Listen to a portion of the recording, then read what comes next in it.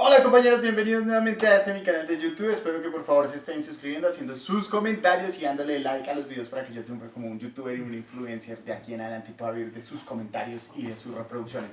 No siendo más compañeros, bienvenidos a este video que simplemente se llama Volviendo a la Antigüedad. Muy bien, la clase o el video anterior hablamos sobre la antigua Grecia, sus generalidades, sus particulares, sus cosas más importantes. Pues bien, ¿qué fue lo que pasó con la antigüedad en el Renacimiento? Pues que volvió. Retomamos a la antigüedad. Pero ¿qué fue lo que realmente retomamos? Dos aspectos importantes, que fueron la perfección y la belleza. Los griegos tenían la bendita y característica maña de intentar alcanzar la perfección. Para ellos la perfección era lo máximo, era la gloria más grande a la que se podía llegar. Era la meta a cumplir. De hecho, muchos de ellos decían que la perfección no estaba aquí en la tierra, como el señor Platón, sino que estaba por allá en un mundo que él llamó el mundo de las ideas. Mientras que nuestro amigo Aristóteles, que era el de gran influencia desde el medioevo, durante el medioevo y también el Renacimiento, decía, no, momentico, la perfección no está allá en su mundo de ideas, profesor, porque acuérdense que Platón era el profesor de Aristóteles.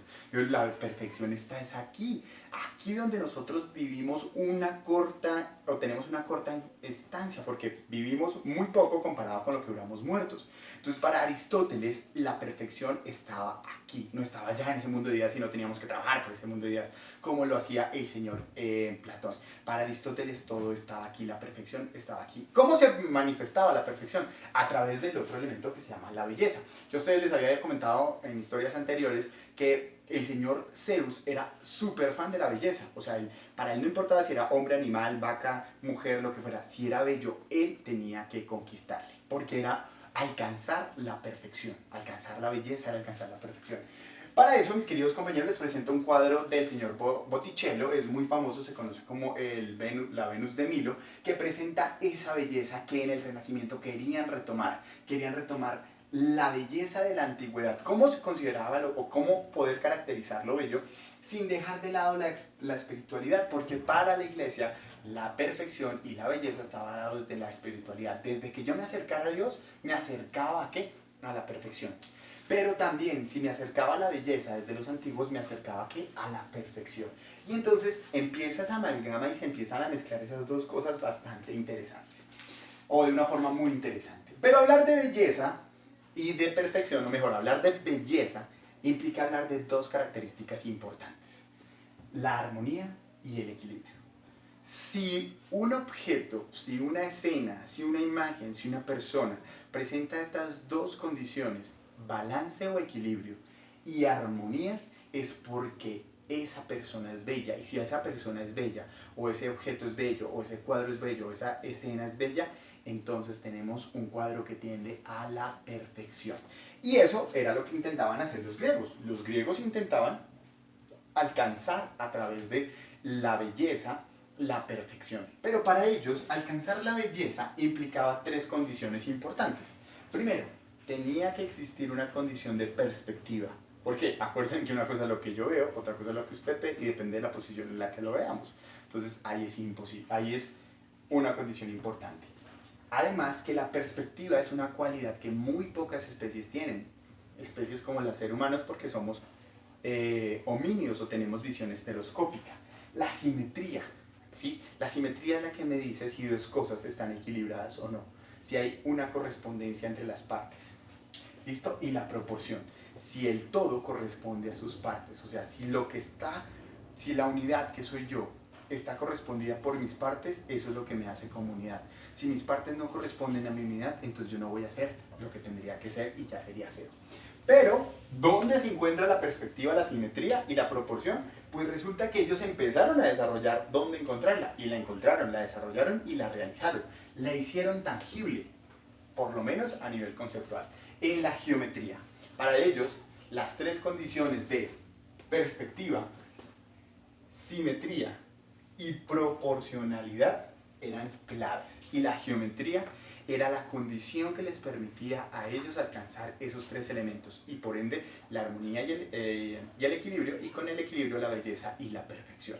Para ellos, o mejor dicho, los griegos se obsesionaron con la geometría y esa obsesión volvió a la época del Renacimiento. O sea, los artistas, los filósofos, la forma de comprender el mundo, la forma de diseñar el mundo, de ver el mundo, era a partir de la perfección. ¿De cuál perfección? De la perfección que les permite la geometría.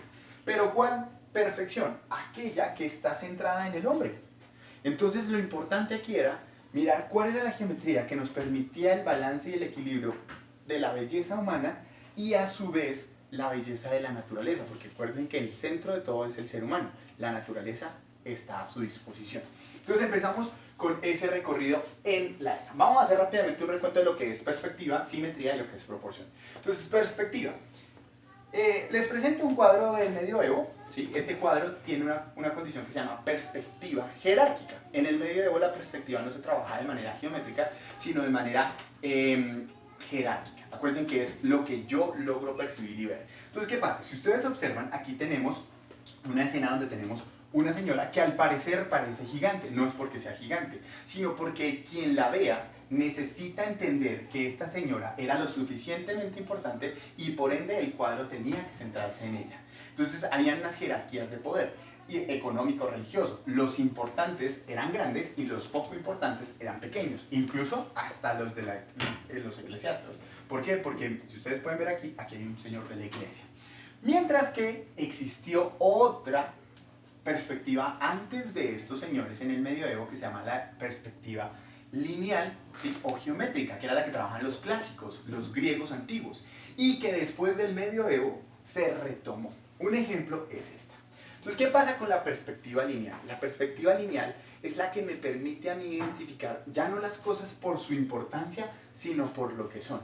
Deben tener un lugar, deben tener un tamaño y deben tener unas distancias. La perspectiva entonces, geométricamente me dice, hay una condición espacial y si yo quiero representar esa condición espacial en una superficie plana, yo lo puedo representar guardando y respetando las cosas como son, porque es que las cosas no son así, las cosas son así, son reales. Acuérdense que nosotros seguimos lo de la naturaleza, lo que está aquí, somos aristotélicos, para nosotros lo importante es lo que está aquí, no es lo que está allá. Entonces tenemos que ser fieles a lo que observamos. Entonces la perspectiva nos permite eso, nos permite poder recrear cosas en una superficie plana de cosas reales que estamos viendo. ¿Para qué? Pues para adornar, para manifestar, para exaltar la belleza.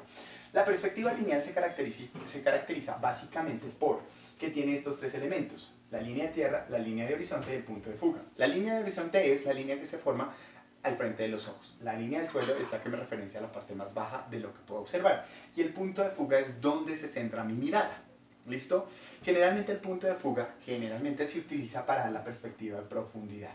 Entonces, a partir del punto de fuga sobre el horizonte y sobre la línea de tierra, se empiezan a construir unas líneas que se llaman las líneas de profundidad. Entonces, esto nos permite ubicar cuerpos dependiendo de sus tamaños, ¿sí? Nos van a decir qué tan lejos o qué tan cerca están de quien está observando. Nos van a determinar también su posición y sus distancias. Y eso nos va a dar una sensación realista, que podemos decir existe, es verdad, así es. Entonces, esto es lo que ocurre con la proporción geométrica, que fue la que volvió después de que esta vaina inundó a nuestros amigos del medioevo. ¿Listo, compañeros? Seguimos. Tenemos la simetría. La simetría me dice básicamente lo siguiente: escoja un punto, ¿sí? Usted a partir de ese punto puede elegir también un eje o puede coger un plano. Sobre ese plano van a haber dos partes, dos lateralidades. La simetría existe si a cada lateralidad hay una correspondencia de posición, forma y condición. Los seres humanos somos simétricos. Hay tres líneas o ejes de simetría, que son el sagital, que es el que está aquí al frente, esta línea que me dice que de aquí a allá tiene que haber una correspondencia. Entonces, aquí está mi puño, aquí tiene que estar mi otro puño, y es simétrico. El horizontal, que es de aquí a acá, ese sí no es simétrico, porque si ustedes se dan cuenta no hay una relación desde mi eje horizontal hacia abajo con respecto a lo que está arriba. Y el coronal, que es este eje que se encuentra aquí, o este plano que se encuentra aquí, que tampoco seríamos simétricos. Sin embargo, los griegos creían que sí éramos simétricos y por ende los del Renacimiento creían que sí éramos simétricos. Y se inventaron esta estructura simétrica para construir al ser humano.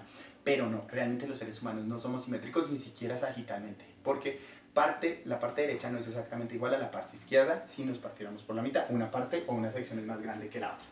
Pero se utilizaba mucho y es muy utilizada para crear equilibrio, ¿sí? Para crear igualdad. Y si tenemos equilibrio e igualdad, acuérdense que estamos llegando a la armonía y si alcanzamos las dos cosas, a la perfección. Es muy utilizada la simetría en los espacios abiertos, sobre todo en las habitaciones. ¿Para qué? Para dar la sensación de tranquilidad. Porque al ser humano lo único que lo tranquiliza es la armonía. Y si la armonía lo tranquiliza es porque es bello, y si es bello es porque es perfecto. ¿Listo? Entonces pilas con eso. Tenemos la proporcionalidad, y la proporcionalidad sí es un poquito más compleja, pero vamos a intentar hacerla. Dice, la proporcionalidad, para que lo entendamos, se puede mirar de dos formas, artística y geométricamente. Primero la vamos a ver artísticamente. ¿Qué significa artísticamente? Que se presenta la siguiente condición, que hay un todo, y ese todo tiene varias partes, y esas partes corresponden a ese todo como el todas las partes. ¿Qué quiere decir? Yo soy el todo. Mis partes son mis brazos, mi tronco, mi cabeza, mis piernas. Mi todo es lo que es gracias a sus partes, pero sus partes son lo que son gracias al todo. O sea, no, por esa razón no tengo un brazo más largo y demás. Si yo me quisiera dibujar, pues yo tengo que tener en cuenta que como todo tengo unas partes. O sea, yo no me puedo dibujar como todo sin tener en cuenta esas partes, sino que hay unas relaciones entre mis brazos, mi tronco, mis piernas y lo que soy como ser. ¿Listo? Eso es. Entonces un ejemplo es que vamos a tener esta pita, y esta pita es el todo. Resulta que esa pita la vamos a partir en dos. ¿Qué quiere decir? Que esta pita va a tener una parte pequeña y una parte grande. La partimos en dos. Estas vendrían siendo las dos partes y este es el todo. ¿Listo? Si yo quisiera tener esa pita en otro lado, de una forma más grande, la quisiera representar de una forma más grande, para conservar la pita en lo que es, tengo que conservar las partes de la pita. O sea, no solo esta condición, sino sus condiciones más pequeñas. Y eso implica la proporcionalidad. ¿Listos? Entonces, ¿qué pasa? Este señor es proporcional si yo lo replico en otro lado, siempre y cuando estas señoras sean proporcionales a sus réplicas, o sea, que tengan relación con el todo, así como el todo real tiene relación con las partes reales. Entonces, ¿qué significa eso? Eso significa lo siguiente, que nosotros podemos hacer una correlación. Pues resulta, mis queridos compañeros, que en geometría o en matemáticas, las proporciones son razones. ¿Qué quiere decir? Que si yo tengo el todo y quiero saber ese todo cómo está relacionado con las partes, lo que yo digo es, esta parte cuántas veces cabe en el todo. Entonces, por ejemplo, mi cabeza cuántas veces cabe en mi cuerpo. Eso se llama una razón. ¿Listo? Muy bien. Pero si al hacer esa división, ejemplo, si yo llego y digo, este es mi todo, voy a llamar a este el segmento A y este el segmento B. Quiero saber el segmento A cuántas veces cabe en el todo. Para mi caso, este segmento A cabe 1.62, o sea, cojo esto y lo divido y me dio 1.62, ¿sí? Ahora, ya también puedo ver cuál es la relación entre las partes. Puedo decir que la sección A y la sección B, ¿cómo se relacionan? O sea, cuántas veces la sección B cabe en la sección A. Y eso me da una división, o sea, voy a tener el más grande dividido el más pequeño, el todo dividido entre sus partes. Entonces, si yo cojo este y lo divido en este, me da un valor. Para aquí me da 1.62, ya les digo por qué. Y cojo este y me da otro valor, también 1.62. Ya les voy a decir por qué. Pero la relación es la siguiente. Coger el todo o el más grande y dividirlo en el otro, en los más pequeños. A esa división se le llama una razón. Cuando dos razones son iguales se llaman proporciones. ¿Cuáles dos razones? Aquí tengo que si cojo el grande en el segmento A, que lo había llamado A, pues entonces voy a decir que me dio 1.62. Ahora, eso sería una razón del todo con el segmento A. Ahora voy a coger el segmento A y lo voy a dividir entre el segmento B. Entonces cojo A dividido B y me da 1.62. Como esta relación y esta relación son iguales, se dice que son proporcionales. O sea, las dos divisiones me dieron el mismo valor. Pero si además esa división me da 1.62, a ese número se le llama phi o el número de oro. Y esta es una vaina súper loca, ya les voy a decir por qué. Y cuando me da el número de oro, se dice que esa proporcionalidad va a recibir el nombre de áurea. ¿Listo? Va a ser de áurea. ¿Qué pasa? Significa que esta relación dividido esto me da este valor. Que esta relación dividido este me da esta relación. Cuando se repite este número, se dice que la relación es áurea. Y el segmento o el todo es un segmento áureo. ¿Listos? Entonces, vamos de la siguiente forma. ¿Cómo lo diría la geometría? Vamos a decir que este era el segmento A y que este es el segmento B. Quiere decir que este segmento grandote es el segmento A más B, ¿sí o no? El segmento A más el segmento B. Listo. Entonces, ¿qué habíamos dicho en la primera relación? Coger este grande y dividirlo en este pequeñito. O sea, el segmento del todo, o sea, A más B, dividirlo en el segmento grande, que sería A. ¿Eso cuánto me va a dar? Me va a dar 1.62. Luego lo que voy a coger es el segmento A y lo voy a ir entre E. A dividido B. ¿Eso cuánto me va a dar? 1.62. Significa que si este 1.62 y este 1.62 son iguales, es porque las dos relaciones tienen que ser iguales. O sea, el todo dividido el segmento grande y el segmento grande dividido el todo. Y a esto es a lo que el señor Euclides llamó la ley de la perfección o la relación perfecta. El número perfecto, todo lo que tenga esta relación y me dé este número, va a ser perfecto porque este es el número de oro. Para los que quieran buscar, busquen el número de oro y van a encontrar más información. Pero Euclides llegó hasta aquí porque en esa época no se habían inventado los decimales, entonces no podía decir que era 1.62 porque donde lo diga lo echan. Porque le pasa lo mismo que al señor ese man que se inventó la raíz cuadrada de 2, ¿sí? Que no los pitagóricos le dijeron, un momentico, usted no puede decir que existen los números irracionales, porque aparte de todo esto es irracional, y mucho menos decimales, esa vaina que es, ¿sí? Lo echaron. Entonces el señor prefirió dejarlo así geométricamente. Fue súper importante, porque había un señor que se llamaba Fidias, ¿se acuerdan que lo vimos cuando vimos a los griegos? Que era el constructor de Pericles y que reconstruyó el Partenón y utilizó. Resulta que este señor utilizaba todas estas proporciones. No importaba cuánto midiera esto. Puede medir 1, 2, 3, 4, 5 metros, 10 metros, lo que quiera. Lo que necesitaba era que siempre que tuviera un pedacito más pequeño, me diera este número. Siempre su parte más grande, dividida con el más pequeño, me diera 1,62. Y ahí tenía el número dorado. Y eso para ese man fue absurdamente importante. Y eso se retomó en el Renacimiento. Entonces, mis queridos señores, a eso se le llama la proporción áurea. Dos razones que me dan el mismo valor. ¿Cuál valor? 1.62 o cercano a 1.62, porque realmente el número áureo es 1.61, 9, 15, yo no sé cuántas, entonces es muy largo, es irracional. Entonces, el señor Euclides le presentó esta información al mundo, el señor Fidias la cogió y construyó el señor Fidias un rectángulo, el cual se llama el rectángulo áureo, que cumple con las proporciones de áureas, o sea, con las relaciones y las cantidades de veces exactas que necesitamos para lo siguiente. ¿Qué pasa? Voy a coger este mismo segmento y lo voy a poner aquí. Sobre ese segmento, ¿cómo se construye un segmento áureo? Eso es fácil. Usted llega y traza una línea, que para este caso es naranja. No importa, mide lo que quiera. Le va a hallar la mitad. Geométricamente se puede con el compás. Desde esa mitad va a trazar una línea para acá. Y va a poner el compás y va a trazar una línea. El punto que corte nuevamente con la línea va a ser el otro segmento. Este va a ser el segmento grande y este va a ser el segmento pequeño. ¿Listo? Eso ustedes lo debieron haber visto en geometría, así que es muy rápido.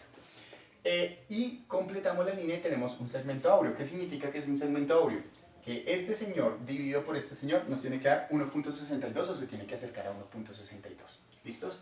Y entonces, decimos que si yo con este señor construyo un rectángulo, ¿sí? ¿Cómo lo va a construir? El todo, que vendría siendo el segmento grande más el segmento pequeño, levantando un segmento original, ¿sí? O sea, este pedacito y este pedacito como son iguales, este pedacito y este pedacito como son iguales. Voy a obtener un rectángulo que se llama el rectángulo áureo, ¿sí? Si con el segmento original construyo un cuadrado, este segmento me sobra y este segmento me sobra y se forma un rectángulo, ¿sí? Ahora, si yo construyo con este pedacito que me sobró otro cuadrado, me va a sobrar este pedacito y este pedacito. Resulta que esos dos segmentos también son áureos. Este dividido este y este dividido este me da 1.62. Entonces, este es áureo, este es áureo, este es áureo y este es áureo. Este es áureo contra estos dos, este es áureo entre estos dos y este es áureo entre estos dos. Hasta ahí vamos. Resulta que ahora con este segmento, o sea, construyo el cuadrado, me quedo este rectángulo. Cojo este segmento y construyo un cuadrado, ¿sí?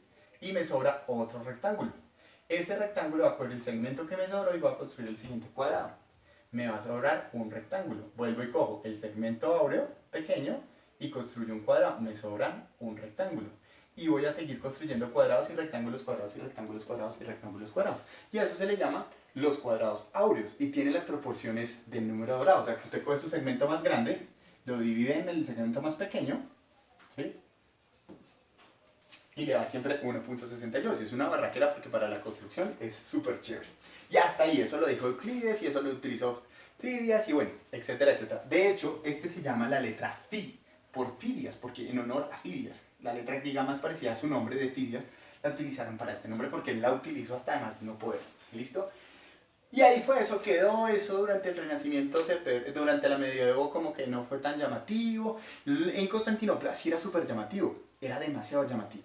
Pero por allá en el año de 1200, de 1300, hubo un señor que se llamaba Leonardo de Pisa, si no estoy mal, y resulta que Leonardo de Pisa se fue por allá para la India y allá encontró una sucesión, una serie de números. Entonces encontró esta sucesión, 0, 1, 1, 2, 3, 5, 8, 13, 21 y así sucesivamente. A esa sucesión que encontró ese señor Leonardo de Pisa se le llama la sucesión Fibonacci. No se sabe puntualmente quién la hizo. Se cree que la trabajan en la India para algo, no se sabe para qué. Los hindú creían que era un número, un código de la naturaleza. Al señor Leonardo de Pisa le llamó la atención, se lo llevó para allá, lo empezó a estudiar y era muy curioso. Porque él decía, si yo tengo el 0, ¿sí? Él empezó, realmente lo que lo trabajaba era con reproducción, con conejos. Él tenía como una condición de granja, algo así. Entonces decía, si no tengo conejos, pues no hay ningún problema. Pero si yo paso de tener 0 conejos a un conejo, ya va a tener un conejo. ¿Listo? Ahora, si yo tengo un conejo, con lo que ya no tengo, pues voy a seguir con mi otro conejo. Pero si ese conejo, yo logro generar con ese conejo una pareja, pues voy a tener 2. Con el conejo que tenía voy a tener 3. Ahora, con el siguiente voy a obtener 5 y así sucesivamente. La sucesión de Fibonacci fue realmente lo siguiente. Coger estos dos números, o mejor, coger dos números seguidos y sumarlos para obtener el siguiente número. Entonces los dos primeros son 0 y 1. Entonces 0 más 1, 1. ¿Listo? Bien, cojo este nuevo número y su anterior. 1 más 1, 2. Ahora cojo este número y su anterior. 1 más 2, 3. Cojo ahora este y su anterior. 2 más 3, 5. 3 más 5, 8. 5 más 8, 13 y así sucesivamente. Es simplemente coger una pareja de números seguidos para encontrar el siguiente. Eso se le llamó la sucesión de Fibonacci. Entonces, pues ahí no había problema. Y eso fue interesante, eso después tuvo un revuelo. Busquen la sucesión de Fibonacci para que se empiecen a enterar de cosas muy interesantes. Muy bien, resulta que después el señor Fibonacci lo que hizo fue, o mejor, un señor por allá se me olvidó el nombre.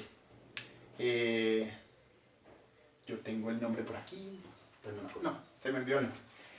Después cuando se lo resulta que el señor en el Renacimiento se interesó mucho por la sucesión de Fibonacci y se puso en furor lo del número dorado porque el número dorado era perfecto, lo tenía todo. Se decía que era el número de Dios, estaba en todas partes, estaba metido por cualquier lado, en la naturaleza se encontraba, mejor dicho, era omnipresente, estaba en todas partes, tenía las tres condiciones, el todo, Dios, el Padre y el Hijo y el Espíritu Santo. O sea, mejor dicho, era la Santísima Trinidad. Para ese man, el número Fi y la sucesión de Fibonacci eran lo máximo. Y resulta que se dio cuenta de lo siguiente, que si cogemos el rectángulo, ¿sí? Y empezamos a decir que este es el primer cuadrado, que aquí puedo sacar un cuadradito chiquito, ¿listo? Entonces voy a tener el primer cuadrado y al frente voy a tener otro, que es simétrico, porque es importante la simetría. Entonces ya tengo 1 y 1.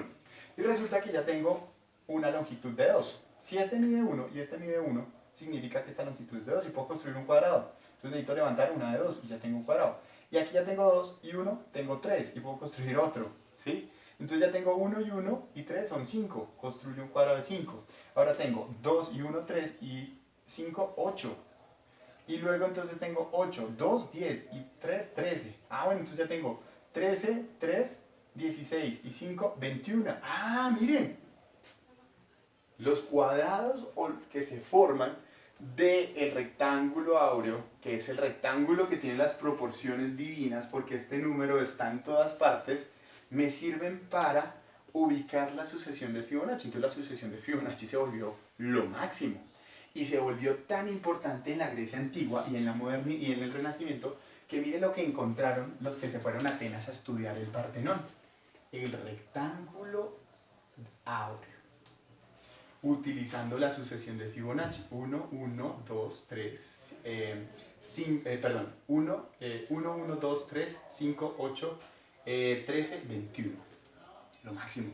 Fidias lo había trabajado en la edad clásica, estamos hablando del 300 antes de Cristo. Y resulta que estos manes empezaron a buscar dónde se encontraba y lo empezaron a encontrar por todas partes.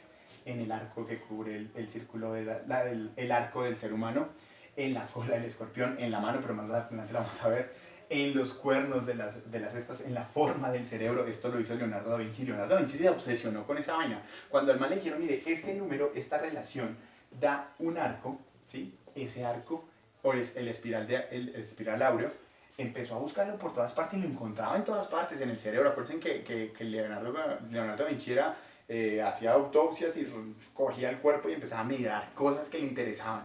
¿Qué? Buscar la geometría de los cuerpos, ser lo más real posible cuando pintara, cuando esculpiera. Pero lo más interesante fue que se dieron cuenta que los cuadrados o los rectángulos de áureo, si yo empezaba a decir, listo, yo quiero trazar una circunferencia, pongo el centro acá, de acá a acá se me forma una circunferencia, luego cambio el centro acá, de acá a acá otra circunferencia, luego cambio el centro, de acá a acá otra circunferencia, y así sucesivamente se tiene una espiral. Esa espiral se llama la espiral áurea y se encuentra en absolutamente todo, hasta en la Vía Láctea. Últimamente la han encontrado porque dicen que los brazos de la Vía Láctea, que son 4, tienen la forma espiral áurea, o sea que cumple esta regla. Y esa vaina se volvió una locura. Los arquitectos, los pintores, los poetas, Raimundo y todo el mundo se empezó a engomar con esa vaina. Y resulta que a eso se le llama la proporción, la relación del todo con sus partes. Y eso fue el boom, pero no solo en el arte, sino también en la ciencia. Pero mirémoslo en el arte porque en el arte es bastante interesante.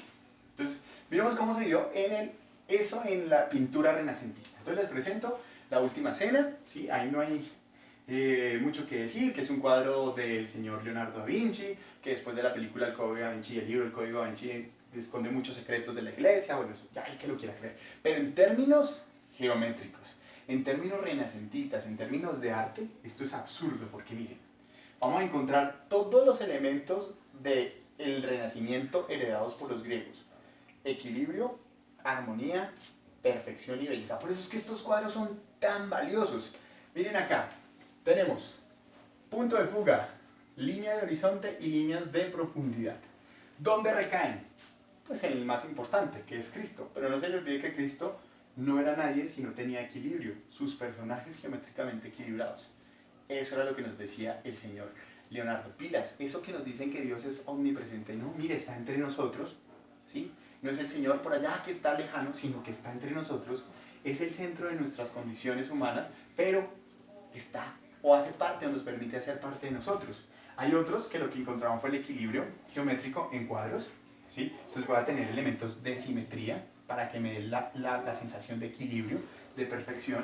Otros son más osados, encontraron la espiral áurea y por ende las proporciones áureas, ¿sí? De hecho se dice que el señor Da Vinci lo estudió, muy bien estudiado para poderlo construir. Aquí tenemos perspectiva de profundidad, ¿sí? Regímenes de simetría. Entonces tenemos el centro, los dos ejes, ejes intermedios y ejes externos. Aquí ya tenemos la línea de horizonte, aquí ya tenemos el suelo. Empezamos a jugar con esa concepción de que queremos representar la belleza. ¿Y cómo? A través de lo que nos enseñaban los clásicos, sin olvidar que hay un ser todopoderoso al que nosotros no leemos, que es Dios y sus representaciones. Por eso encontramos mucha pintura religiosa y mucha pintura